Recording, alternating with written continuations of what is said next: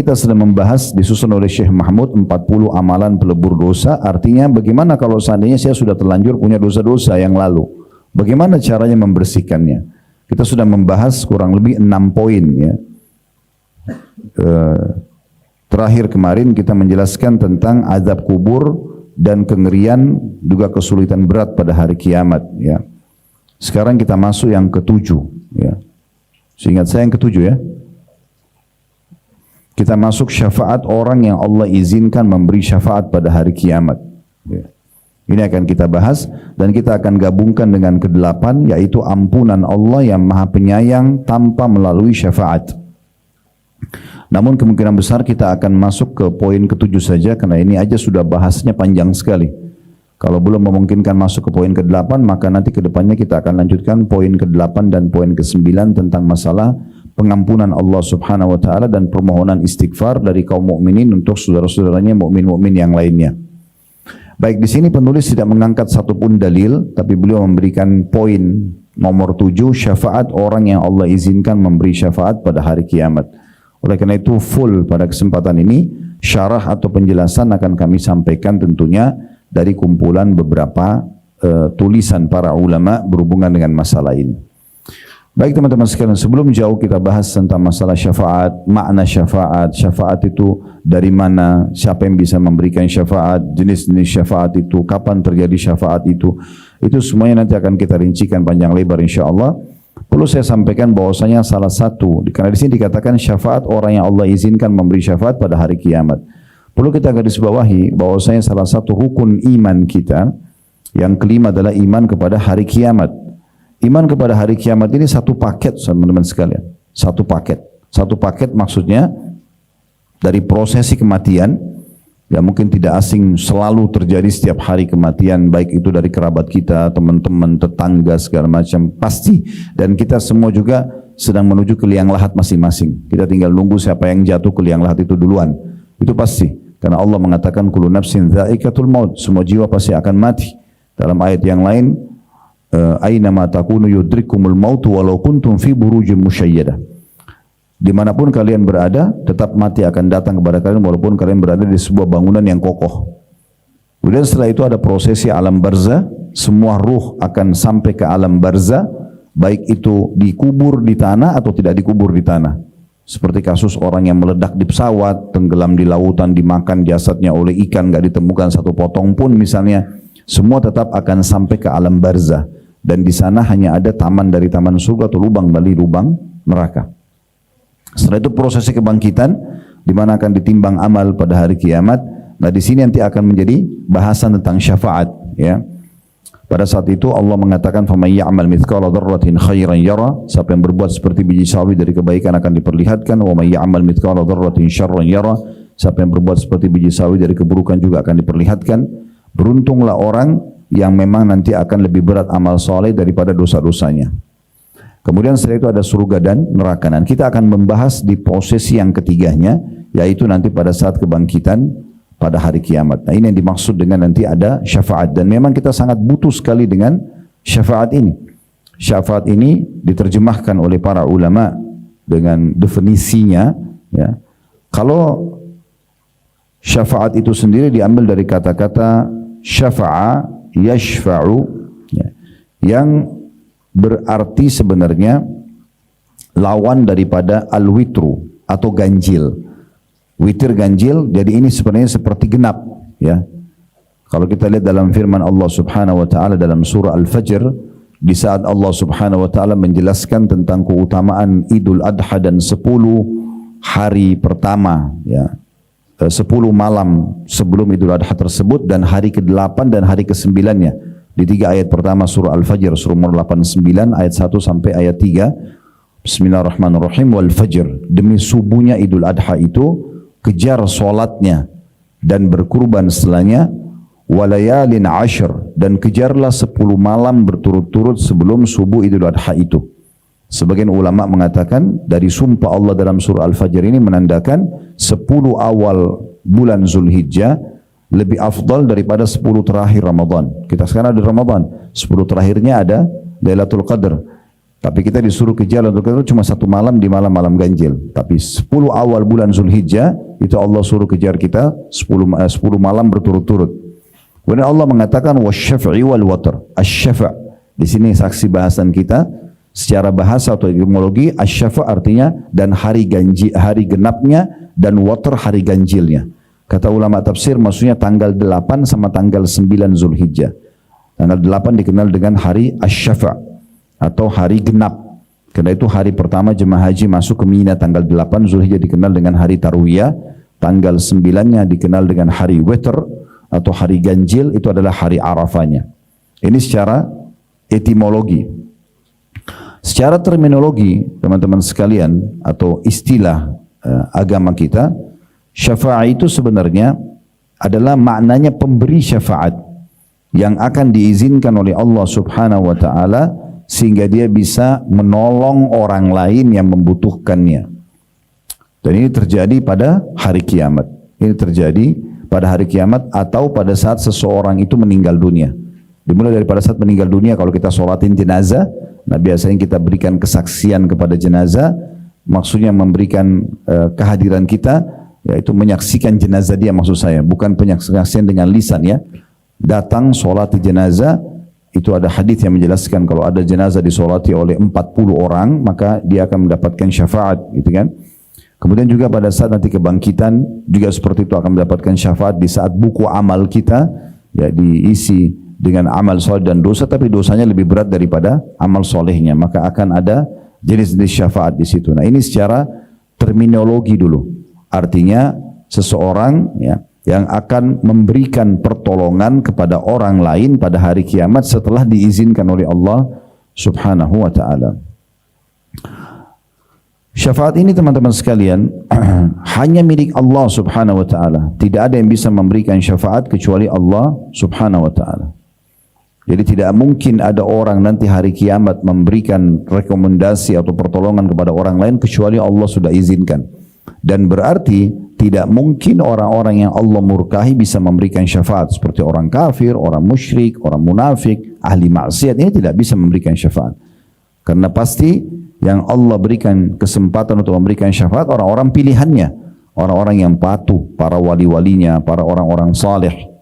Allah menjelaskan dalam surah An-Najm, surah nomor 53 ayat 26 tentang masalah ini. Wa kam min malakin fis samawati la tughni syafa'atuhum syai'an illa min ba'di an ya'zana Allahu liman yasha'u wa yarda. Artinya, dan berapa banyak malaikat pun di langit, syafaat mereka sedikit pun tidak berguna kecuali sesudah Allah mengizinkan bagi orang yang dikehendaki dan diridhoinya. Malaikat saja yang tidak ada dosanya tidak bisa memberikan syafaat kecuali yang Allah izinkan di antara mereka. Kata ulama tafsir, kalau begitu malaikat saja tidak buat dosa, tidak bisa berikan syafaat kecuali dengan izin Allah, bagaimana dengan manusia yang pasti dalam hidupnya ada saja dosanya. Jangankan kita, ayah kita semua Adam dan ibu kita semua Hawa alaihi wassalam berbuat dosa, gitu kan? Allah mengatakan dalam Al-Quran, fa'asa Adamu rabbahu faghawa. Adam telah berbuat dosa pada Tuhannya dan dia melampaui batas karena dilarang pada saat itu, tapi dia langgar bersama istrinya. Lalu Allah hukum, gitu kan? Dan Nabi SAW mengatakan kullu bin Adam khatta'un wa khairu khatta'in tawwabun. Semua anak Adam pasti buat dosa dan sebaik-baik mereka adalah yang segera bertaubat. Kalau malaikat saja yang tidak buat dosa, Allah sebutkan dalam surah At-Tahrim surah nomor 66 ya, ayat 6, la ya'sunallaha ma amarum wa yaf'aluna ma yu'marun. Mereka tidak pernah bermaksiat kepada Allah dan mereka selalu kerjakan apa yang Allah perintahkan. Itu tidak bisa memberikan syafaat, pertolongan pada hari kiamat ya, kecuali dengan izin Allah. Maka begitu juga dengan manusia. Begitu juga dalam surah Al-Baqarah surah nomor 2 ayat 255, dalam surah dalam ayat kursi, man dzalladzi yashfa'u 'indahu illa bi'idnih ya. Siapa yang dapat memberikan syafaat di sisi Allah tanpa izinnya? Maksudnya ini Allah ya memberikan gambaran tidak mungkin ada yang bisa memberikan syafaat di sisinya Allah nanti hari kiamat kecuali dengan izinnya. Dan sekali lagi yang Allah izinkan hanya orang-orang yang memang di masa di dunianya sangat dekat dengan Allah Subhanahu wa taala sehingga amal-amal soleh mereka jauh lebih berat daripada dosa-dosanya, dan pada saat ditimbang amal mereka lolos, nah di saat itu mereka punya kesempatan untuk memberikan syafaat. Begitu juga dalam surah Taha surah nomor 20 ayat 109, Allah Subhanahu wa taala berfirman, "Yauma idzin la tanfa'u syafa'atu illa man adina lahu ar-rahmanu wa radiya lahu qawla." Ya, pada hari itu, hari kiamat, tidak berguna syafaat kecuali syafaat orang yang telah Allah Maha Pemurah memberi izin kepadanya dan dia telah ridha perkataannya. Kalau Allah ridha baru bisa, kalau enggak maka enggak gitu. Ya, ini jelas sekali bagaimana Allah Subhanahu wa taala memastikan tidak akan pernah bisa memberikan syafaat kecuali dari sisi Allah Subhanahu wa taala. Itu dulu tentang syafaat, dan tentu teman-teman sekalian kita sangat butuh sekali dengan syafaat-syafaat ini. Kenapa? Karena memang kita tidak pernah tahu amal soleh yang kita kerjakan apakah sudah diterima atau tidak. Ini kan? Kita berharap diterima, tapi bisa saja mungkin terlintas riya, mungkin kurang khusyuk, kurang pahalanya, sehingga kurangnya kadar pahala juga mengurangi kadar amal soleh itu sendiri. Mungkin kita melakukannya tanpa memenuhi syaratnya. Ada orang pikir dia sudah wudu, padahal sebenarnya belum wudu, misal contoh. Nah, atau sekian banyak yang kemungkinan besar membuat amal soleh itu belum tentu diterima. Makanya Abdullah bin Umar radhiyallahu anhu, sahabat Nabi yang mulia, mengatakan, kalau seandainya saya dapat jaminan 2 rakaat solat saya sudah diterima sama Allah, maka saya sudah sujud syukur kepada Allah. Tapi kan kita cuma berikhtiar, walaupun harus diyakini dalam hati, kita nggak boleh ragu kalau kita sudah penuhi syaratnya, insya Allah Allah akan berikan. Tetapi bisa saja, karena contoh seperti riya, Bapak Ibu sekalian, riya itu mungkin di saat antum sedang mengeksekusi ibadah itu tidak riya. Misal kita lagi tawaf, lagi umroh, lagi sa'i, lagi sedekah, kita nggak riya di saat itu. Tapi bisa saja syaitan grogotin riya itu, ikhlas itu setelah sekian tahun. Contoh misalnya, kita pada saat tawaf nangis karena tersentuh, ikhlas karena Allah, berdoa, menangis tentang dosa-dosa kita, ikhlas. Kita ikhlas, diterima sama Allah. Tapi 3 tahun kemudian ada seorang teman pulang dari umroh, dia cerita, lagi duduk sama-sama, ya ini contoh saja. Dia mengatakan, kemarin tuh saya waktu tawaf, tersentuh banget tuh, sampai saya nangis gini. Misal contoh. Terus syaitan bisikin kita, kamu kan juga 3 tahun lalu pernah ya nangis, coba ceritain. Terus kita cerita, bisa saja terbuka itu, padahal sudah 3 tahun yang lalu, kan itu. Makanya kata ulama salaf, sesuatu yang paling berat adalah bagaimana menjaga keikhlasan itu sampai ajal datang. Ya. Dan itu bukan hal yang ringan kalau kita memang menganggap remehnya. Nah seperti itu. Contohnya saja. Berarti kita memang sangat butuh dengan syafaat. Atau itu tadi amal soleh yang kurang ya. Atau dosa yang kita kerjakan. Misal kadar dosa kita 100. Lalu kita bertobat kepada Allah. Tapi tobat kita ini kadarnya hanya 90. Misal masih ada sisa dosanya. Maka kita butuh syafaat. Kita butuh pertolongan gitu ya. Dan syafaat itu datangnya dari sisi Allah Subhanahu wa ta'ala.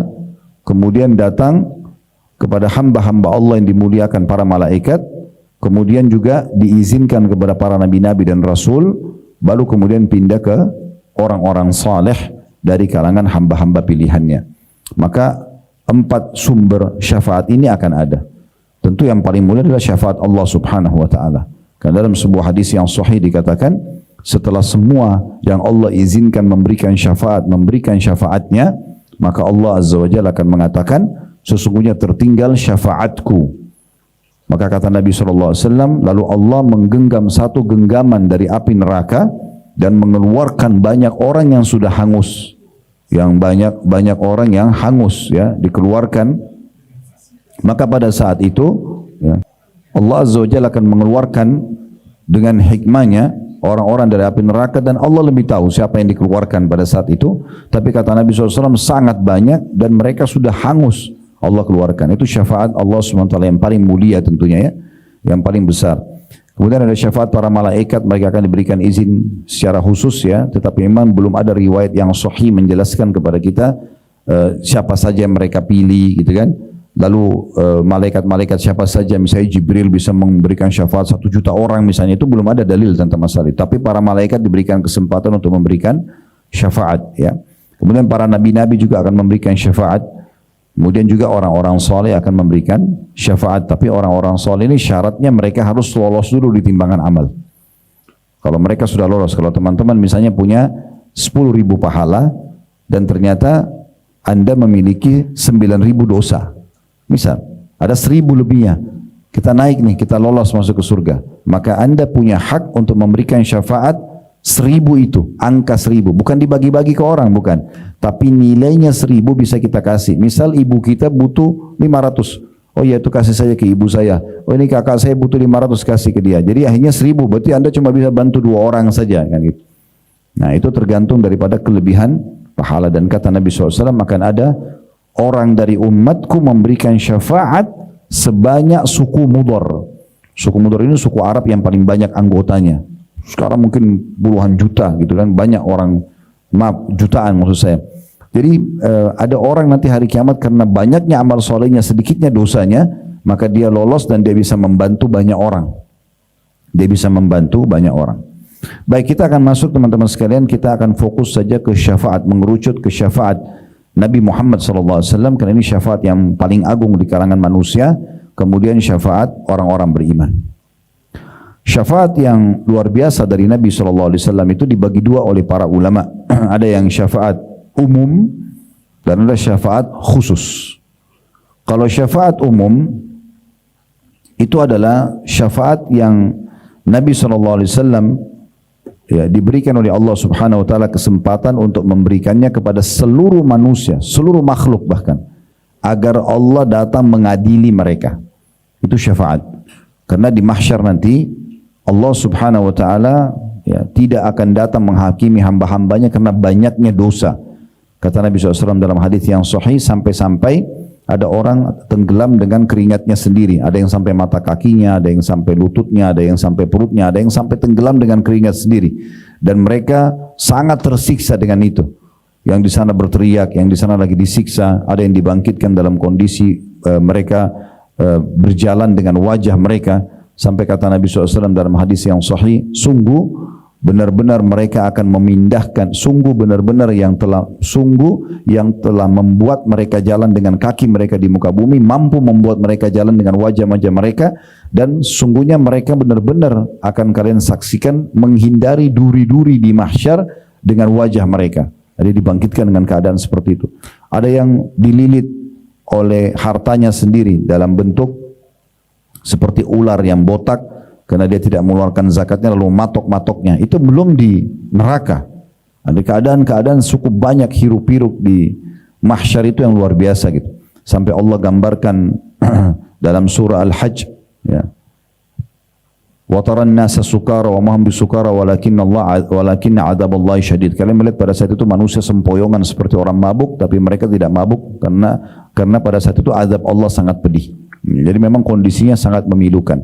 Nah di saat orang sudah sangat jenuh, kata Nabi Muhammad SAW, ketika hari kiamat datang, manusia akan berbondong-bondong mendatangi Nabi Adam. Lalu mereka akan mengatakan, berilah syafaat atau mohonlah syafaat kepada Rabbmu. Adam mengatakan, aku tidak punya hak, pergilah kalian kepada Ibrahim. Itu dalam sebuah riwayat yang ringkas. Riwayat panjangnya, manusia akan merasa kepanasan dan mereka sudah tidak tahu lagi harus melakukan apa, sementara mereka berdiri di hari yang terhitung 50.000 tahun. Kemudian kata Nabi SAW, mereka datang kepada Nabi Adam lalu mengatakan, wahai Adam, engkau adalah ayah kami, engkau lah manusia pertama yang diciptakan, Allah ciptakan engkau dengan kedua tangannya, maka kami mohon agar engkau minta kepada Allah, ya, berikan syafaat agar Allah datang menghakimi kami ke surga atau ke neraka. Maka kata Adam alaihissalam, aku tidak berani karena sungguhnya aku telah bermaksiat kepada Allah. Dulu aku dilarang untuk memakan satu jenis pohon, buah, kemudian aku memakannya. Tapi bukan buah khuldi ya, jangan dinamakan buah khuldi, karena istilah khuld itu itu adalah wa syajaratul khuld, itu dalam Al-Quran lisannya iblis yang mengucapkan. Dia mengatakan, hai Adam, mau enggak saya tunjukkan kepadamu buah atau pohon yang kalau kamu makan kamu akan kekal. Ya, jadi keluarlah istilah khuld, khuld artinya kekal. Tapi Allah tidak namakan itu buah khuldi. Sering orang sebarin kata buah khuldi, sebenarnya bukan seperti itu pemahamannya. Maka Nabi Adam AS mengatakan, saya tidak berani karena saya telah berbuat dosa, cobalah pergi kepada Nuh. Ya, dalam sebuah riwayat, lalu mereka datang kepada Nuh. Nuh juga mengatakan, saya telah berdakwah di kaum saya, sekian ratus tahun tapi tidak berhasil, saya khawatir saya tidak mampu, pergilah ke Ibrahim. Ibrahim alaihissalam juga ya didatangi oleh manusia dan mereka mengatakan, ya Ibrahim, engkau adalah kekasih Allah, karena Ibrahim alaihissalam punya julukan Khalilullah ya. Maka mohonlah kepada Allah subhanahu wa ta'ala. Ibrahim mengatakan, aku tidak punya hak ya, cobalah pergi kepada Musa. Musa mengatakan, aku tidak punya hak, pergilah kepada Isa ya. Isa alaihissalam berkata, aku tidak punya hak, cobalah kalian pergi ke Muhammad. Maka mereka pun mendatangiku dan aku katakan, ya aku punya hak. Maka aku pun minta izin kepada Rabbku dan dia memberiku izin. Dalam riwayat yang lain, semua nabi-nabi menyebutkan kesalahannya kecuali Isa. Kecuali Isa alaihissalam, beliau tidak sebutkan kesalahan, cuma beliau mengatakan, saya tidak punya hak, cobalah pergi kepada Muhammad. Dalam riwayat yang lain kata Nabi SAW, maukah kalian mengetahui bagaimana manusia mengenalku pada hari kiamat? Karena kan manusia hanya dengar Nabi Muhammad, umat Islam mengimani, kita pun tidak tahu bagaimana ya wujud aslinya Nabi Muhammad SAW. Kita tahu ciri-cirinya, beliau putih, beliau tampan, postur tubuhnya kekar dan segala macam. Tapi kan kita tidak pernah lihat secara fisik langsung. Dan apalagi umat-umat yang lain. Maka Nabi SAW mengatakan, maukah kalian tahu bagaimana nanti manusia mengenalku hari kiamat dan mengetahui kedudukanku? Para sahabat mengatakan, tentu ya Rasulullah. Kata Nabi SAW, nanti mereka akan datang ke nabi-nabi. Disebutkanlah tadi Nabi Adam, Nabi Nuh, Nabi Ibrahim, datang semua nabi-nabi, semuanya menolak. Dan terakhir Nabi Isa mengatakan, cobalah pergi kepada Muhammad ya, mungkin dia akan bisa memberikan syafaat. Dalam beberapa riwayat lain para nabi-nabi mengatakan, sungguh aku tidak berani karena hari ini Allah murka, belum pernah murka sebelumnya seperti ini karena banyaknya dosa makhluknya. Maka aku tidak berani, aku akan selamatkan diriku sendiri. Begitu kata para nabi-nabi. Sampai akhirnya mereka datang kepada Nabi Muhammad SAW dan beliau mengatakan, ana lahu. Saya pemiliknya. Lalu kata Nabi SAW, aku pun menuju ke arsy-Nya Allah dan sujud kepada Allah. Allah lebih tahu berapa lamanya. Beliau pun tidak disampaikan berapa lama beliau akan sujud. Maka aku pun sujud di bawah arsy-Nya Allah, dan Allah membukakan untukku puji-pujian yang belum pernah diajarkan untuk siapapun dari hambanya. Kita kan bisa puji-puji Allah ya, wahai zat yang maha kaya, ya Ghani misalnya, ya Ghafur, maha pengampun, kan banyak yang sudah kita tahu. Tapi itu sebenarnya sebagian kecil. Jadi ada puji-pujian yang Allah khususkan, itu diajarkan kepada Nabi Muhammad SAW di hari itu. Beliau sujud dan beliau puji-puji Allah sampai Allah mengatakan, ya Muhammad irfa' ra'sak washfa' tushfa'. Dalam hadis Bukhari, wahai Muhammad, angkatlah kepalamu, berikanlah syafaat, maka akan diterima syafaatmu. Maka di saat itu Nabi SAW meminta dua syafaat. Yang pertama syafaat umum, beliau meminta agar Allah Azza wa Jal ridho dan datang untuk menghakimi semua makhluk ke surga atau ke neraka. Dan ini termasuk manusia nanti akan tahu, oh luar biasa kedudukan manusia ini. Maksudnya Nabi Muhammad SAW, sampai dengan dia satu orang, Allah yang tadinya murka bisa redam murkanya dan datang mengadili makhluknya. Kemudian yang kedua adalah syafaat beliau yang khusus ya. Syafaat khusus ini tentu saja maksudnya kita bicara di akhirat ya. Itu khusus untuk orang-orang beriman dari kalangan hamba-hambanya, dari kalangan umatnya, pilihan dari kalangan umat Nabi Muhammad SAW, walaupun pelaku dosa besar. Ya, kita berbeda dengan pemahaman Murji'ah, kemudian Mu'tazilah, mereka yang menolak ya, mengatakan tidak ada syafaat untuk pelaku dosa besar. Enggak. Nabi SAW mengatakan, ya, sesungguhnya syafaatku juga akan berlaku, syafaati li ahlil kabair min ummati. Syafaatku juga berlaku pada pelaku dosa besar dari umatku. Bukan berarti kita gampang-gampangin, nggak boleh kita bilang, oh kalau gitu kan saya biar berbuat dosa besar, toh Nabi juga akan berikan syafaat. Bukan begitu pemahamannya. Tetapi karena kita tidak tahu siapa yang akan Nabi pilih, pemberi syafaat bebas memilih. Bisa saja kita tidak dipilih misalnya, kan gitu. Jadi jangan masuk ke ranah itu. Tetapi salah satu yang Allah berikan adalah Nabi SAW memberikan syafaat khusus untuk umat-umatnya yang membutuhkan masalah itu, Baik, jadi syafaat umum itu datang Allah SWT menghadiri hamba-hambanya, kemudian ada syafaat khusus untuk orang-orang beriman. Dan di saat itulah Nabi SAW ya, kemudian memberikan syafaat beliau kepada umat-umatnya yang dipilih. Ya, kita tidak tahu siapa saja. Tetapi Nabi SAW akan menunjuk siapa yang diinginkan dan tidak dirincikan siapa saja akan dipilih oleh Nabi alaihi salatu wassalam, ya. Bisa saja mungkin orang-orang terdekat beliau, kerabatnya misalnya yang ada hidup semasa dengan beliau di saat itu, ya, yang memang membutuhkan misalnya, atau di kalangan para sahabat yang masih sedikit amalnya mungkin butuh, ya. Mungkin orang-orang saleh yang kita tidak tahu dari kalangan ulama dan seterusnya. Jadi memang syafaat ini masih terbuka sekali dan belum diketahui kira-kira untuk siapa saja syafaat yang akan Nabi SAW berikan. Tapi untuk umatnya jelas gitu. Kemudian juga ada syafaat, ya, Nabi SAW, tapi ini khusus, lebih khusus lagi untuk paman beliau Abu Talib. Tapi bukan untuk masuk ke surga, ya, bukan untuk masuk ke surga. Karena disebutkan dalam hadis-hadis yang sahih, dan ini juga ditanggapi oleh Imam Nawawi rahimahullah tentang masalah hadis. Kata Nabi SAW, sungguhnya orang yang paling ringan siksanya di hari kiamat adalah Abu Talib di neraka, karena Allah memberikan kepadanya 2 sendal dari api, ya, dalam hadis yang sahih. Maka di sini dikatakan oleh para ulama, Nabi SAW memang memohon kepada Allah secara khusus agar Allah meringankan siksanya Abu Talib, karena minta masuk ke dalam surga tidak boleh, ya, dikarenakan waktu diajak masuk Islam pada saat beliau sedang sakit keras, Nabi SAW berada di kakinya. Dalam buku-buku sejarah disebutkan dan mengatakan, wahai pamanku, qul la ilaha illallah uhajju bika indallahi yaumal qiyamah. Wahai pamanku, ucapkan la ilaha illallah, masuk Islamlah, aku akan tolong kamu depan Allah hari kiamat. Tapi ada Abu Lahab, ada Umayyah bin Khalaf, tokoh-tokoh Quraisy di atas kepala Abu Talib mengatakan, hai Abu Talib, kalau kau ucapkan kami akan membencimu selamanya. Dalam beberapa asar yang lain mereka mengatakan kami akan menceritakan atau memburuk-burukkan, atau seperti itulah ancaman. Maka Abu Talib sempat mengucapkan kata-kata terakhirnya, sesungguhnya, ya, aku tidak meninggalkan agama kaumku. Lalu beliau meninggal. Nabi SAW sempat sedih sekali. Lalu Allah turunkan firman-Nya, innaka la tahdi man ahbabta walakinna Allah yahdi man yasha. Kau tidak bisa memberikan hidayah siapapun yang kau inginkan Muhammad, tapi Allah berikan hidayah kepada siapa yang Dia inginkan. Kemudian juga ada syafaat khusus Nabi SAW. Ini bagi orang-orang yang meninggal di Madinah dan sabar terhadap, ya, panasnya dan cobaan di kota Madinah secara khusus.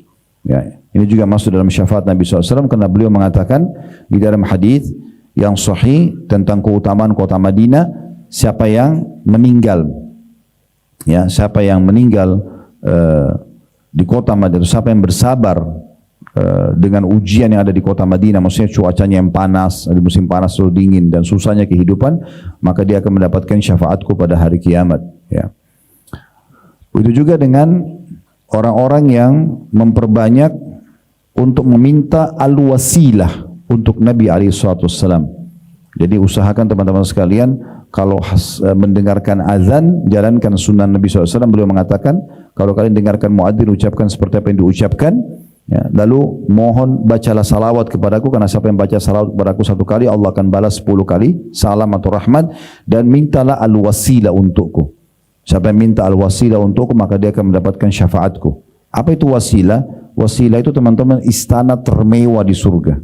Istana termewah di surga yang paling bagus, paling leks cuma 1. Semua bagus, tapi ini yang paling luar biasa. Ini super VIP-nya udah, ya. Hanya untuk 1 orang saja.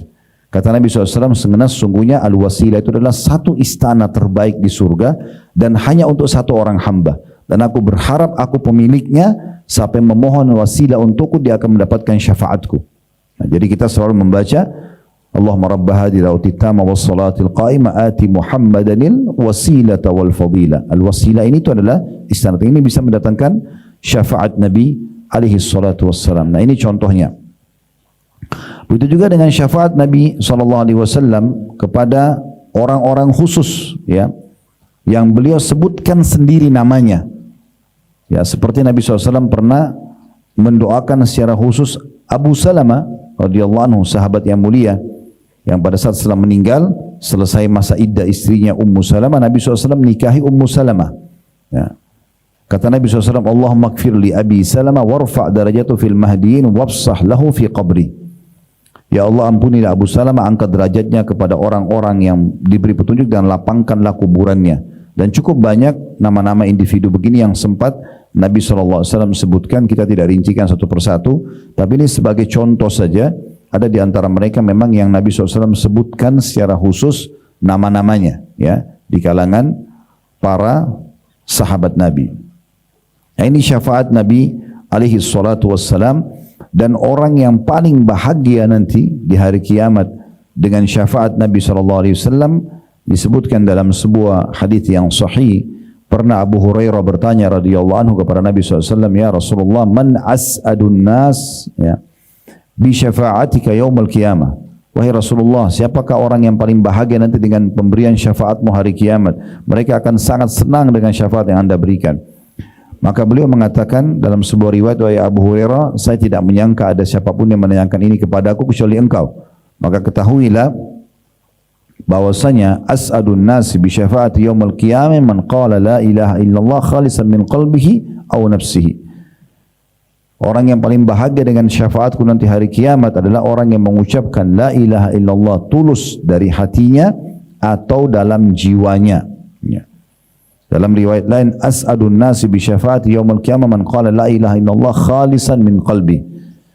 Orang yang paling bahagia dengan syafaatku hari kiamat adalah orang yang mengucapkan la ilaha illallah tulus dari hatinya, ya. Maka itu akan mendapatkan syafaat yang paling bahagia bagi dia, karena dengan walaupun banyak dosanya yang dia kerjakan, tapi karena dia tulus dengan ini, dia ucapkan la ilaha illallah, dia renungi dengan fikirannya, ya, dia yakini dengan hatinya, kemudian dia praktikkan dalam kehidupannya, ini akan mendapatkan syafaat dari Nabi SAW yang paling bahagia nanti pada hari kiamat. Ibnu Taimiyah mengatakan, menjelaskan hadis di atas tadi, itulah syafaat yang akan diperoleh orang-orang bertauhid dengan izin Allah, dan mustahil akan diterima oleh orang-orang yang berbuat syirik kepada Allah Subhanahu wa taala. Maka hakikatnya Allah lah yang akan memuliakan hamba-hambanya yang ikhlas atau bertauhid, mengampuni dosa-dosa mereka dengan perantara permohonan orang yang telah diizinkan oleh Allah Subhanahu wa taala untuk memberi syafaat, sebagai bentuk permuliaan dan pemberian kedudukan yang termulia. Sedangkan syafaat yang ditolak oleh Al-Quran adalah yang disertai dengan perbuatan syirik, ya.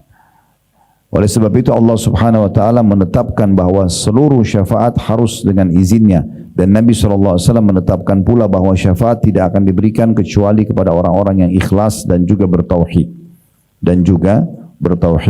Jadi ini syafaat-syafaat yang diberikan oleh Nabi alaihi salatu wassalam kepada umatnya, ya.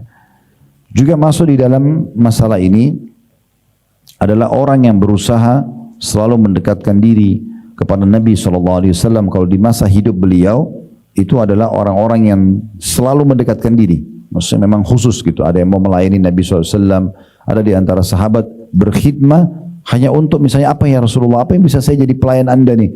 Ada orang yang datang hanya untuk menyiapkan sendal sama siwak beliau, namanya Abdullah bin Mas'ud. Ada yang khusus untuk melayani pembelanjaan di pasarnya, ya Anas bin Malik. Ya, ada orang yang khusus untuk memasang pelana kuda beliau pada saat mau berperang, Kirkira atau Karkara. Kemudian ada banyak sekali ya di antara sahabat, ada yang menjadi anak angkat beliau dan pelayan beliau, Zaid bin Haritha bersama dengan anaknya Usama bin Zaid radhiyallahu anhu majma'in. Nah, semua ini orang-orang yang luar biasa gitu. Kemudian orang-orang yang menjadi pasangan hidup beliau, ya, semua ummahatil mukminin. Kemudian juga yang menjadi mertua beliau, otomatis ya, yang jadi anak mantu beliau, ada mertua Abu Bakar sama Umar, ada anak mantu beliau Utsman dan Ali radhiyallahu anhum ajma'in yang Allah pilih menjadi khulafaur rasyidin. Maka semua ini pasti orang-orang yang sangat pantas untuk mendapatkan syafaat-syafaat Nabi alaihi salatu wassalam. Mungkin anda berkata begini, baik, syafaat Ustadz kan itu menolong orang yang kurang amal solehnya, ya, supaya dia masuk ke surga. Misalnya amal solehnya 100, dosanya 90 misalnya. Maaf, dosanya 100, amal solehnya 90, kurang. Maka dengan syafaat, misalnya dimaafkan 20 dosanya, dari 100 sisa 80, amal solehnya 90, maka dia lolos karena dia masuk. Itu benar, itu salah satu ya cara untuk syafaat. Tapi ada juga syafaat yang lain yang banyak orang tidak ketahui, yaitu setelah kita masuk surga pun masih bisa dengan syafaat Nabi Muhammad SAW misalnya, itu diangkat ke derajat yang tidak bisa kita jangkau dengan amal kita.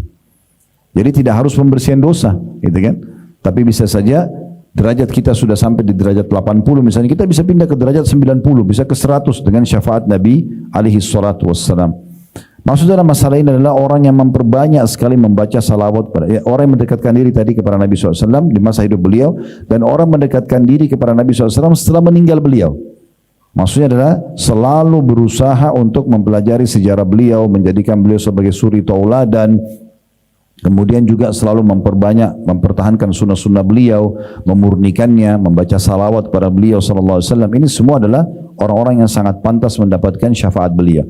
Kalaupun mereka amal solehnya banyak, berarti akan menambah lagi derajatnya di surga, gitu ya. Kalau dosanya masih ada, maka dosanya akan dimaafkan sehingga bisa lolos masuk ke dalam surga itu sendiri. Maka ini termasuk orang-orang yang akan mendapatkan syafaat Nabi SAW, dan ini kita berharap tentunya. Oleh karena itu semasa hidup di dunia teman-teman sekalian, walaupun kita tidak bertemu dengan Nabi secara langsung, tapi kita berusaha agar selalu menjadikan beliau sebagai idola kita, suri tauladan kita, mempelajari semua sunnah-sunnahnya, kita terapkan dalam kehidupan, gitu kan?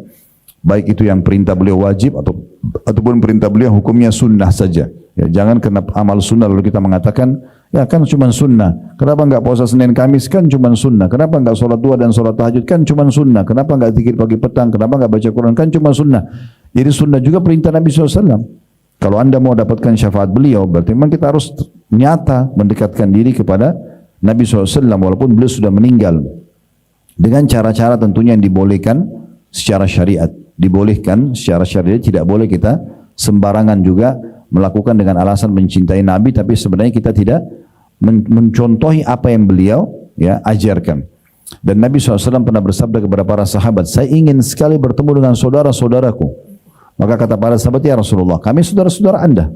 Kata Nabi SAW, bukan, kalian adalah sahabat-sahabatku, saudara-saudaraku yang datang sepeninggalku nanti. Ya kita ini dianggap saudara oleh Nabi SAW, gitu kan? Maka para sahabat mengatakan, ya Rasulullah, bagaimana anda bisa mengenal mereka sementara nanti ketemunya di mahsyar? Kita tidak ketemu lagi Nabi di dunia, gitu kan? Dari hadis yang juga tidak ketemu lagi di alam barzakh, kita ketemunya nanti di mahsyar, di hari kebangkitan. Kata Nabi SAW, sungguh dari tubuh mereka yang tersentuh air wudu akan keluar cahaya yang terang pada hari kiamat. Dalam beberapa riwayat yang lain, bukankah seseorang yang memiliki kuda bermacam warnanya, mungkin coklat, hitam, ya, merah kudanya misalnya, tetapi di bagian dahinya dan di bagian keempat kakinya berbulu putih, bisa dibandingkan dengan kuda-kuda yang lain? Kata para sahabat, tentu ya Rasulullah. Kata Nabi SAW, begitulah umatku nanti akan datang pada hari kiamat dalam kondisi di setiap anggota tubuh yang tersentuh air wudu itu akan mengeluarkan cahaya yang terang pada hari kiamat nanti.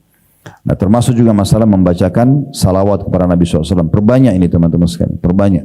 Dalam salah satu majelis para ulama di Masjid Nabawi pernah ditanya seorang syekh dikatakan, apakah dalam satu majelis ilmu setiap kali disebutkan kata Nabi, nama Nabi SAW kita bacakan salawat pada beliau atau cukup satu kali saja? Maka beliau mengatakan setiap disebutkan namanya. Karena kata Nabi SAW, ragama anfu mri'in man idza dzukirtu indahu wa lam yusallim alayhi. Ragama anfu mri'in man idza dzukirtu indahu wa lam yusallim alayhi.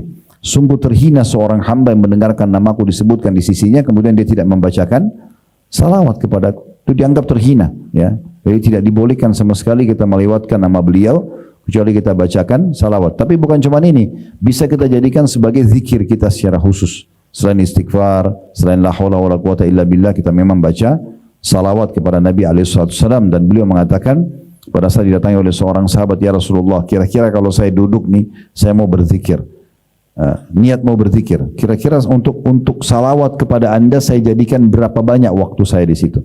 Misalnya saya mau login nih 10 menit, contohnya mau berzikir. 10 menit ini kira-kira berapa menit sih? Ini bahasa saya supaya mudah difahami aja. Sahabat ini mengatakan, kalau saya duduk ingin berzikir, kira-kira berapa banyak saya luangkan buat anda? Kalau saya rasionalkan, misalnya kita mengatakan saya mau duduk 10 menit berzikir. Kira-kira dari 10 menit itu berapa menit buat anda ya Rasulullah? Buat salawat kepada anda. Kalau saya jadikan sepertiganya, seperempatnya, kata Nabi SAW, bagus. Kalau kau lebihkan lebih bagus lagi. Dia bilang, bagaimana kalau setengahnya? Kata Nabi SAW, bagus, tapi kalau kau lebihkan, bagus lagi. Dia bilang, kalau 2/3 ya Rasulullah, kata Nabi SAW, bagus, tapi kalau kau lebihkan, lebih bagus lagi. Dia mengatakan, kalau gitu ya Rasulullah, saya kalau duduk untuk berzikir, saya akan khususkan, saya tidak campur dengan zikir lain, baca salawat kepada anda saja. Nanti di waktu lain, saya misalnya 10 menit yang kedua, itu saya baru baca zikir yang lainnya. Tapi ini khusus buat anda gitu. Kata Nabi SAW, kalau begitu diampuni dosamu dan dipenuhi hajatmu. Jadi memang dianjurkan kita membaca salawat. Tentu banyak ragam salawat, tapi yang paling afdal adalah salawat Ibrahim yang kita baca di tahiyat. Allahumma salli ala Muhammadin wa ala ali Muhammadin kama sallaita ala Ibrahim wa ala ali Ibrahim innaka Hamidum Majid sampai akhir. Kemudian juga kita bisa baca sallallahu alaihi wasallam sebagaimana sering dinukil dalam hadis. Qala an-nabiy sallallahu alaihi wasallam, qala Rasulullah sallallahu alaihi wasallam. Ini yang datang tingkat selanjutnya. Kemudian kita bisa mengatakan alaihi salatu wassalam, ya. Atau bisa juga kita mengatakan Allahumma salli ala Muhammad, ya. Mau ditambah dengan Allahumma salli ala Muhammadin wa alihi, ya, wa sahbihi wa sallam. Ada juga sebagian ulama mengatakan tidak masalah, karena memang kita dianjurkan untuk membaca kepada keluarga Nabi dan juga para sahabat Nabi. Tapi kalau misalnya kita mau ringkas saja, antum mau baca banyak, ya, dinukil dari sebagian ulama salaf, mereka ada yang baca salawat sampai 100 kali, 1000 kali. Jadi mereka membaca dengan Allahumma salli ala Muhammad, Allahumma salli ala Muhammad, Allahumma salli ala Muhammad. Ini yang paling ringkasnya, ya. Maka itu semua sangat baik untuk dibaca, dan itu insya Allah akan membuat kita lebih mudah mendapatkan syafaat Nabi sallallahu alaihi wasallam, ya. Nah, banyak orang subhanallah dia mengatakan cinta Nabi tapi dia tidak mendekatkan diri kepada beliau, mengaku umatnya tapi tidak mendekatkan diri kepada beliau. Dalam kehidupannya tidak ada ciri Muhammad sallallahu alaihi wasallam sama sekali. Enggak penampilannya, enggak tutur katanya, enggak perdagangannya, enggak rumah tangganya, enggak ada sama sekali. Bahkan ada orang rumah tangganya namanya si laki-laki Muhammad, istri yang bernama Aisyah, tapi tidak ada ciri Muhammad dan Aisyah dalam kehidupan mereka sallallahu alaihi wasallam, dan juga radhiyallahu anha untuk Aisyahnya. Jadi memang kita harus betul-betul mendalami dan menekuni itu, ya, sehingga kita mendapatkan syafaat beliau sallallahu alaihi wasallam. Kemudian selanjutnya teman-teman sekalian adalah syafaat orang-orang beriman untuk orang-orang beriman yang lainnya. Dan ini memang sudah warid atau disebutkan dalam banyak dalil, ya, kalau mereka akan memberikan syafaat pada hari kiamat nanti. Ya, banyak sekali dalil-dalil diantaranya kalau dimulai dari orang meninggal dunia. Ya, sempat saya sebutkan hadis tapi saya bacakan lagi. Ma min rajulin muslimin yamutu fayaqumu ala janazatihi arba'una rajulan la yusyrikuna billahi syai'an illa syafa'ahumullahu fi. Tidaklah seorang muslim wafat lalu 40 orang yang tidak menyekutukan Allah subhanahu wa ta'ala hadir pada saat itu ikut mensolatkan jenazahnya, kecuali akan berlaku syafaat mereka kepadanya. Makna syafaat adalah permohonan ampunnya, rahmatnya, gitu kan. Nah, kan kita solat jenazah 4 kali takbir. Takbir pertama baca Al-Fatihah tanpa iftitah dan tanpa surah. Takbir kedua baca salawat pada Nabi SAW yang kita baca di tahiyat, salawat Ibrahim. Takbir ketiga mendoakan mayit. Ini kebanyakan mohon ampun, mohon rahmat buat dia, kemudian supaya dia mudah menjawab pertanyaan mungkar nakir di kuburan, menjadikan kuburannya taman dari taman surga, gitu kan. Yang keempat, doakan diri kita lalu kita salam. Dalam mazhab Imam Ahmad 1 kali salam kanan, mazhab Syafi'i kanan dan kiri, ya. Maka di sini apapun yang kita doakan, maka itu akan memberikan syafaatnya, ya. Termasuk juga teman-teman sekalian ucapan yang diucapkan pada saat ada jenazah lewat. Makanya kita kalau orang sudah meninggal jangan sebut-sebut lagi keburukannya. Kata Nabi SAW, "Udhkuru mahasina mautakum." Sebutkanlah kebaikan orang mati di antara kalian karena sudah meninggal dunia, ya. Karena pernah ada sahabat, beberapa sahabat Nabi berada di sebelah Nabi SAW, kemudian lewat satu jenazah. Lalu mereka menyebutkan tentang kebaikan jenazah itu. Orang ini begini, orang itu begitu. Kata Nabi SAW, wajabat. Seperti yang kalian ucapkan. Lalu kemudian lewat jenazah kedua, ternyata orang ini banyak kesalahannya. Lalu beberapa sahabat sebutin kesalahannya. Kata Nabi SAW, wajabat. Itu telah terjadi. Karena kalian ucapkan itu. Ya. Sesungguhnya kalian adalah syuhadanya Allah di muka bumi. Maksudnya orang-orang yang memberikan kesaksian di muka bumi. Oleh karena itu teman-teman hati-hati sekali dengan lisan kita, ya. Semasa kita hidup, ya, ataupun kita lagi hidup interaksi sama orang atau melihat jenazah. Maksudnya semasa kita hidup begini, jangan pernah teman-teman ucapkan kata-kata buruk baik buat diri kita, buat keluarga kita, buat harta kita, buat pekerjaan, semua jangan diucapkan. Contoh misalnya ada orang lihat dirinya di cermin lalu dia mengatakan kenapa saya jelek, ya. Gak boleh dia ucapkan itu. Kenapa? Karena dia seakan-akan memprotes penciptanya Allah. Ini bukan dia yang buat. Allah lah yang telah memilihkan alis kita begini, hidung kita begini, mulut kita begini. Kita nggak boleh memprotes itu, ya. Harusnya kita jangan sampai masuk ke dalam kata-kata yang tidak baik, ya. Kok saya jelek benar, ya, bisa jadi doa buat dia. Kata Nabi SAW, jangan kalian mendoakan keburukan dengan kata-kata buruk buat diri kalian, keluarga kalian dan harta kalian bertepatan dengan malaikat lewat mengaminkan, maka terjadilah. Kan itu. Jadi kita tidak boleh mengucapkan hal-hal seperti itu. Kita hindari. Termasuk juga ada orang misalnya dia ribut sama keluarganya, istri atau suaminya, lalu mengatakan saya menyesal nikah sama kamu misalnya. Kan bisa kata-kata buruk ini, ya. Atau anaknya aktif sekali. Sebenarnya aktif, tapi dia mengatakan kamu kok nakal sekali, misalnya. Atau ibu menyesal lahirkan kamu, atau ini semua. Kan itu. Atau dia mulai usaha, usahanya mungkin tidak terlalu berkembang. Saya nyesal buka usaha ini. Kenapa harus ucapin kata-kata buruk semuanya? Ucapkan kata-kata baik. Ya Allah mudahkan. Kalau ini penghalangnya untuk berkembangnya usaha ini, untuk dapatnya hidayah pasangan saya, untuk solehnya anak saya misalnya, adalah dosa-dosaku, ampunilah ya Allah. Apapun penghalangnya angkatlah. Jadi seperti itu. Pernah Nabi SAW datangin satu orang, teman-teman sekalian, di masa hidup beliau, ada seorang sahabat ditimpa penyakit, tapi tidak disebutkan dalam riwayat ini seperti apa penyakitnya. Cuman hampir satu kota Madinah membicarakan tentang orang ini, karena penyakitnya tidak normal. Entah seperti apa, cuma seperti itu disebutkan dalam riwayat. Maka Nabi SAW pun datang menjenguknya, dan Nabi pun pada saat lihat kaget. Pertanyaan pertama Nabi gini, apa yang kau ucapkan? Apa yang kamu ucapkan? Dia mengatakan, ya Rasulullah, saya bilang, ya Allah, kalau seandainya ada hukuman yang engkau berikan untuk aku di akhirat nanti dari dosa-dosaku di dunia, maka percepatlah. Ya. Supaya maksudnya di akhirat dia tidak dihukum. Niatnya dia baik. Kata Nabi SAW, Maha suci Allah, Subhanallah. Kenapa kau ucapkan itu? Kenapa kau tidak bilang Rabbana atina fid dunya hasanah wa fil akhirati hasanah wa qina adzabannar? Ya Allah, berikanlah kami semua kebaikan di dunia. Maksudnya pengampunan dosa, rahmat Allah, panjang umur, sehat selalu. Itu hasanah namanya. Dan juga di akhirat berikan kami semua kebaikan dan selamatkan kami dari api neraka. Jadi Nabi SAW tegur orang ini, kenapa kau ucapkan kata-kata buruk itu? Dan itu. Jadi nggak usah. Ini dimulai dari kita hidup untuk diri kita dan juga orang di sekitar kita. Saya kembali ingatkan Syekh Abdurrahman As-Sudais, hafizahullah, imam Masjid Haram yang terkenal sekarang. Saya subhanallah dari masuk di Saudi tahun 90 sampai sekarang beliau masih imam haram. Bahkan sudah jadi imam sebelumnya bahkan, ya. Partner beliau yang selalu bersama beliau namanya Syekh Shuraim, itu sudah tidak jadi imam sekarang. Beliau termasuk imam yang paling tua. Tapi subhanallah juga tidak pernah, ya, kuasa Allah tentunya, ini orang yang pilih dari raja atau keputusan masjid, pengurus masjid ini itu adalah keputusan manusia, tapi pasti Allah yang tentukan semua itu. Sekarang beliau menjadi ketua dua masjid haram Mekah dan Madinah, itu penentuan tentang imam-imamnya dan muadzinnya. Dan suaranya masya Allah masih lantang, gitu kan, walaupun sudah berumur. Dan juga kalau di malam-malam ganjil, teman-teman mungkin pernah umroh di akhir Ramadan, atau kalau tidak bisa nonton di sini.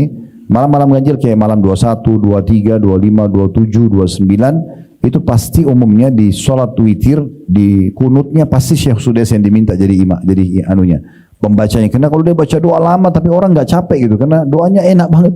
Apalagi kalau yang ngerti dalam bahasa Arab itu semuanya kebaikan-kebaikan gitu. Pernah diwawancarai di salah satu media di Saudi, apa rahasianya Anda menjadi imam haram seperti ini? Imam haram banyak, tapi bergonta-ganti. Tidak ada yang bertahan sampai selama seperti beliau gitu ya. Apalagi suaranya tetap lantang, dia tetap tulus, kelihatan tulus dalam berdoa dan segala macam. Maka dia mengatakan doa ibuku. Kalau ditanya lagi oleh pembawa acaranya itu, memang apa doa ibu Anda gitu? Dia bilang dulu waktu saya kecil, kalau saya nakal, aktif gitu ya. Ibu saya dalam kondisi jengkel mengatakan begini, pergilah ke Masjid Haram supaya semoga kau jadi imam haram. Dalam kondisi aktif didoakan supaya jadi imam haram. Mungkin kalau ibu-ibu di masa sekarang, kamu kok nakal sekali, mungkin dicaci maki, mungkin segala macam. Contohnya, ya. Nah itu kalau orang hidup. Jadi selalu optimis, selalu ucapkan kata-kata baik. Karena kata Nabi SAW, saya tidak suka dengan, ya, pesimis, tapi saya suka dengan al-fa'al. Maka kata para sahabat, ya Rasulullah, apa itu al-fa'al? Kata-kata optimis. Saya bisa, saya akan sembuh, Allah akan berikan, Allah akan maafkan, Allah akan berikan hidayah orang itu dan seterusnya. Maka itu adalah hal yang baik. Nah begitu juga dengan kita berinteraksi dengan orang yang sudah meninggal dunia. Ya, kita mohonkan ampun buat dia, kita selalu ucapkan kata-kata yang baik, jangan yang buruk, karena itu termasuk nanti bisa menjadi penyebab dia kena daripada kata-kata tersebut. Kalau ada yang mengatakan begini, Ustaz, saya kan jengkel banget sama orang ini, karena dia semasa hidupnya suka, atau anggaplah dia masih hidup dulu, nanti baru kita bicara kalau yang sudah meninggal, orang masih hidup. Kalau ada orang yang sakitin kita nih, ada yang ghibah, ada yang fitnah, ya, bagaimana kita bermuamalah dengan dia? Kita bisa melakukan dua hal, menjaga jarak dengan dia dan doakan agar dia dapat hidayah. Tapi kan saya jengkel sekali Ustaz, saya ingin supaya dia dihukum sama Allah. Baik, kalau anda merasa terzalimi, anda bisa berdoa dengan dua cara. Yang pertama tidak efektif dan hanya murni balas dendam. Yang kedua efektif. Yang tidak efektif ini misalnya, ya Allah dia gibah saya, butain matanya. Misal, dia jengkel, ya Allah orang ini tidak bayar utangnya, putuskan kakinya. Misal, terzalimi iya, bisa diterima doanya. Tapi ini murni balas dendam. Allah kasih nih buta matanya orang itu. Habis itu apa? Udah nggak ada. Kita nggak akan terima apa-apa lagi karena sudah terbalaskan. Itu tidak efektif karena selalu yang ada dendam, sakit hati. Nah ini dijamin cepat tua, gitu kan. Atau yang kedua efektif, doakan supaya dapat hidayah. Ya Allah berikan dia hidayah supaya dia bayar utangnya, berikan dia hidayah supaya dia berhenti menggunjing orang, memfitnah orang dan segala macam misal. Lalu Allah kabulkan karena kita kan terzalimi. Orang yang terzalimi tidak ada hijab antara dia sama Allah Subhanahu wa taala. Kata Nabi SAW kepada Muadz bin Jabal dalam hadis Bukhari Muslim, wattaqi da'watal mazlum fa inna laysa bainallahi hijab. Hati-hati kau dengan doanya orang yang terzalimi karena tidak ada hijab antara dia sama Allah Subhanahu wa taala. Kita doakan, lalu dia dapat hidayah. Maka semenjak dia dapat hidayah, sampai nanti kapanpun kita akan dapat pahalanya. Kita akan dapat pahalanya. Nah ini kalau kita masih hidup. Orang sudah meninggal juga sama. Untuk apa kita balas kezaliman dia dengan kezaliman? Dia buat jahat, ya udah dia sudah meninggal. Kita mengatakan ya Allah ampunilah dia. Semoga Allah maafkan dia. Waktu terjadi fitnah ifk.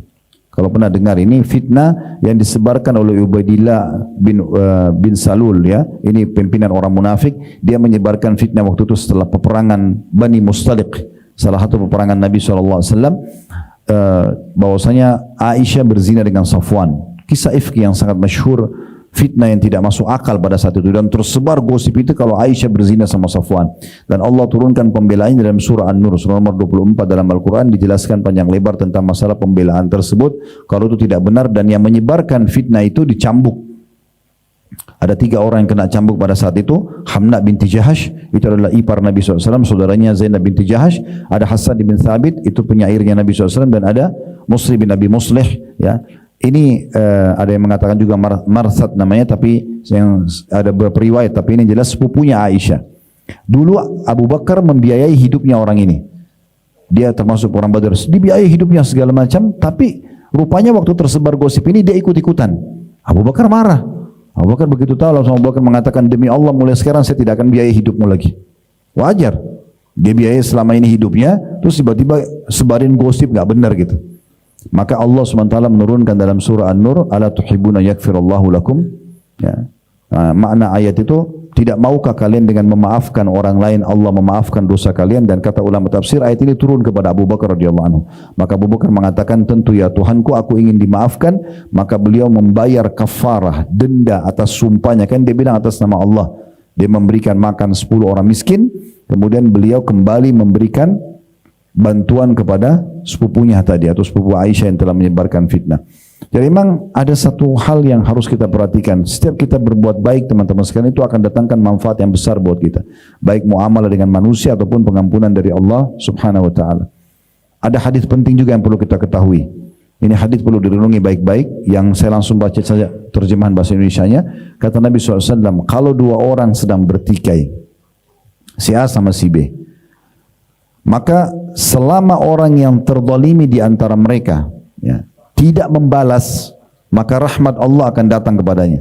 Misalnya si A sama si B, si A ini benar, tapi si B caci maki, dia tidak balas, dia diam aja, nggak usah ditanggapi. Maka rahmat Allah kepadanya, dan ini akan datang murkahnya Allah pada dia. Kalau dia membalasnya, misalnya si B mencaci maki, si A balas, maka ini nanti akan dilihat pada hari kiamat di mahkamah Allah, kira-kira cacian mereka ini seimbang gak sih? Kalau berimbang, maka balance, tidak ada yang akan dibagi pahala. Tetapi kalau seandainya balasan dia masih lebih kecil daripada serangan yang sampai kepada dia, maka selisihnya akan diberikan kepadanya. Misalnya kadar ini contoh saja, kadar serangannya 30, kadar balasannya cuma 10. Ada selisih 20, dia masih bisa dapatkan kadar 20 itu sebagai balasan dari pahalanya si B yang mencaci maki dia. Cuma yang jadi masalah ini, Kalau kata Nabi SAW, balasan orang yang terzalimi itu lebih besar daripada yang menyerangnya, misalnya dia digosipin tapi dia balas dengan membunuh. Membunuh lebih besar enggak? Nah, sekarang kalau dia lakukan ini, maka hari kiamat justru yang akan dapat tambahan orang yang zalimi dia. Lalu untuk apa kita balas gitu kan? Makanya para ulama salaf itu selalu tersenyum kalau sudah ada yang gosipin mereka, ada yang mau bicara tentang hal yang buruk atau fitnah, mereka senyum saja. Ya, dinukil sebuah kisah seorang salaf. Seingat saya kalau tidak salah itu Abdullah bin Mubarak rahimahullah. Beliau baru panen kurma yang sangat ranum. Kemudian beliau baru mau nikmatin, ada muridnya datang mengatakan, sungguhnya si fulan ya mencaci maki Anda, menggibah Anda. Maka beliau tutup kembali kurma itu. Lalu beliau bilang sama muridnya, kalau benar yang kau ucapkan, bawalah ini kasih ke dia. Sampaikan salam saya dan katakan, terima kasih sudah berbagi pahala dan sebagai balasannya saya kasih kamu kurma ini. Mereka begitu muamalnya. Ya. Jadi mereka tidak balas sama sekali. Ibnu Taimiyah rahimahullah semasa hidupnya, itu ada orang yang benci sekali sama beliau. Selalu cari kesalahannya. Tidak pernah Ibnu Taimiyah balas gitu. Dan pada saat meninggal orang itu, murid-muridnya pada datang mengatakan, wahai imam, berita gembira, musuh anda sudah meninggal. Yang selalu caci maki kepada anda. Lalu Ibnu Taimiyah marah kepada murid-muridnya sambil mengatakan, apakah kalian merasa gembira dengan meninggalnya seorang muslim? Padahal itu musuhnya, selama hidup selalu mencaci maki dia. Maka kemudian Ibnu Taimiyah segera memakai pakaiannya, keluar rumah, kemudian datang ke keluarganya yang tadi jadi musuhnya semasa hidup dan dia mengatakan kepada istri anaknya, mulai sekarang saya pengganti sponsor rumah tangga kalian. Beliau menggantikan posisi anak-anak yatim itu dibiayai, istrinya yang janda ini dibiayai, beliau biayai. Jadi beliau justru bukan balas keburukan dengan keburukan. Nah ini harus menjadi ciri khas kita teman-teman sekalian. Juga sebagai penutup, habis ini silakan kalau yang mau bertanya, saya selalu berpesan, ini prinsip hidup saya. Kalau teman-teman mau pegangnya, alhamdulillah, ini sangat baik. Saya selalu niang-niangkan dalam diri saya, menuju ke akhirat ini, bawalah dua hal. Bawa amal saleh dan bawa teman saleh. Amal soleh, sibuk dari amal soleh ke amal soleh. Dan Ramadan ini adalah masa training, pelatihan yang luar biasa untuk kita menjadi orang yang soleh. Puasa siang harinya, otomatis kita kerjakan amal-amal soleh dan juga kita menjauhi dosa-dosa, takut puasa kita batal. Malam hari juga begitu, kita tarawih, kita sholat ya, kemudian sahur, habis itu puasa lagi. Begitulah kurang lebih kita sebenarnya dibawa ke situ ya. Jadi mudah-mudahan 11 bulan ke depan kalau Allah masih kasih umur, praktekin hasil pelatihan Ramadan ini. Ya, jangan sampai kita sia-siakan. Kemudian teman-teman sekalian, bawa juga teman-teman soleh. Banyak berteman dengan orang-orang soleh. Tempat mereka ini masjid dan majlis ilmu. Gak ada tempat lain. Gak ada orang cari teman soleh di karaoke, di diskotik. Itu bukan tempat orang soleh. Gitu kan. Tempatnya mereka di masjid dan majlis ilmu. Itu tempat-tempat mereka. Azan saat pertama. Mereka selalu hadiri pengajian para ulama-ulama. Nah itu orang-orang soleh. Jadikan mereka teman-teman. Karena dalam sebuah hadis yang sahih, kata Nabi SAW, nanti di hari kiamat ada orang masuk neraka. Begitu dia masuk neraka, orang semua di neraka itu lihat orang yang lagi disiksa di depannya. Kemudian tiba-tiba ada malaikat mengeluarkan orang tersebut. Dikeluarkan. Lalu ahli neraka, kata Nabi SAW, bertanya, saling bertanya. Dia keluar karena amal soleh kah? Dia keluar karena ini kah? Karena itu kan mereka tebak-tebak. Ya. Tapi tidak ada jawaban yang benar. Lalu malaikat mengatakan dia dikeluarkan karena syafaat temannya yang soleh. Maka mereka pun di ahli neraka pada saat itu berharap selama di dunia mereka punya teman-teman yang soleh. Dikeluarkan dari neraka karena syafaat orang-orang tersebut. Ya. Kemudian jangan bawa dua hal, jangan bawa dosa. Sudah cukup. Dosa-dosa yang lalu sudah dikerjakan, selesai. Setiap kali kita pengajian begini teman-teman sekalian, kita bicara sekarang ke depan. Kita nggak bicara masa lalu. Kita bicara sekarang ke depan. Kalau Allah subhanahu wa ta'ala mudahkan kuping kita semua mendengarkan peringatan-peringatan kalau Allah, kalau Rasul, apa yang menyentuh hati kita, berarti mulai sekarang kita perbaikin. Kalau masa lalu kita punya dosa, kita mohon taubat kepada Allah, ke depannya jangan ulangi. Kita sedang tidak membahas yang lalu-lalu. Jadi tinggalkan semua dosa, ini bahaya. Jangan bawa dosa, karena dosa tadi sudah kita bilang di pembukaan kita, konsekuensinya berat. Dan jangan bawa musuh. Jangan bawa musuh. Jangan bangun tidur sampai tidur tahunya gosipin orang, fitnah orang, cari kesalahan orang, manipulasi data dan segala macam. Jangan punya musuh, gak usah. Teman-teman kita ini sudah ditentukan rezekinya. Lalu untuk apa ribut dengan orang lain tentang masalah rezeki? Kata Nabi SAW, tidak akan meninggal satu nyawa, satu jiwa tidak akan meninggal, tidak dicabut ruhnya kecuali sampai kepadanya rezeki terakhirnya. seteguk air itu akan sampai di tenggorokan antum kalau itu sudah rezeki antum, tidak akan jatuh ke tenggorokan orang lain. Tidak mungkin. Lalu kenapa mau ribut sama orang? Tanah warisan lah, inilah, itulah, jabatan, apa yang mau dikejar gitu? Ya, tidak ada manfaatnya. Kalau rezeki kita akan datang kepada kita. Makanya Hasan Basri mengatakan rahimahullah, saya selalu senang dan tenang karena rezekiku sudah ditentukan sama Allah, tidak akan diambil oleh orang lain. Clear, selesai. Gitu kan? Makanya biasa kita lihat ada orang yang sudah sangat tua, mungkin selama dia jalan hidupnya susah, tapi di akhir hidupnya tiba-tiba dapat warisan jadi orang kaya. Karena pasti sampai kepada dia rezeki itu. Tidak mungkin tidak. Maka ini penting sekali untuk digarisbawahi. Oleh karena itu teman-teman sekalian, untuk apa kita ribut sama orang? Untuk apa ada musuh? Gak penting. Orang lain musuh kita terserah. Kita musuh orang lain jangan, tidak usah. Ya, untuk apa kita jadi masalah buat orang lain gitu ya? Karena dia akan bisa panen pahala kita pada hari kiamat. Ini bahaya sekali. Maka harus hati-hati. Allahu a'lam. Semoga Allah berkahi majelis kita dan Allah SWT menjadikan kita orang-orang yang paling beruntung di Ramadan ini dan Ramadan yang lalu dan juga akan datang. Allah terima seluruh amal saleh yang pernah kita kerjakan, yang sedang kita kerjakan, yang akan kita kerjakan dengan pahala yang sempurna.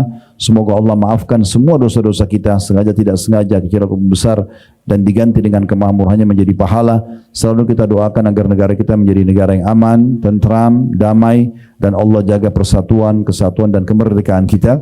Serta Allah karuniai negeri tercinta ini sampai menjelang hari kiamat nanti, insyaallah pemimpin yang baik, yang adil, walaupun kita sudah meninggal nantinya, maka tetap ada pemimpin yang baik, yang adil, yang menjalankan tugas dan amanah dengan baik, dan juga menjadikan masyarakat negeri kita masyarakat yang selalu gotong royong dengan pemerintah pada hal yang tidak bawa maksiat kepada Allah, sehingga negara kita selalu terjaga persatuan, kesatuan dan kemerdekaannya, serta menjadi makmur dan menjadi contoh bagi negara-negara yang lain. Dan selalu kita doakan saudara-saudara kita di Palestina, terutama di Gaza dan dimanapun mereka yang sedang tertindas, semoga Allah ikhlaskan dan mereka terima para syuhada mereka, mulakan Islam di tangan mereka dan tangan kita semua, dan semoga Allah ikut sertakan kita bersama mereka di pahala, baik dengan doa, dengan harta, juga dengan jiwa kita, dan semoga Allah satukan kita semua di surga Firdausnya tanpa hisab, mana disatukan dalam majlis ilmu yang mulia ini. Kalau ada benar dari Allah, kalau ada salah dari saya mohon dimaafkan. Subhanakallahumma bihamdika asyhadu an la ilaha illa anta astaghfiruka wa atubu ilaik. Wa sallallahu ala nabiyyina Muhammadin wa alihi wa sahbihi wa sallam. Wa akhiru da'wana alhamdulillahi rabbil alamin. Wassalamu alaikum warahmatullahi wabarakatuh.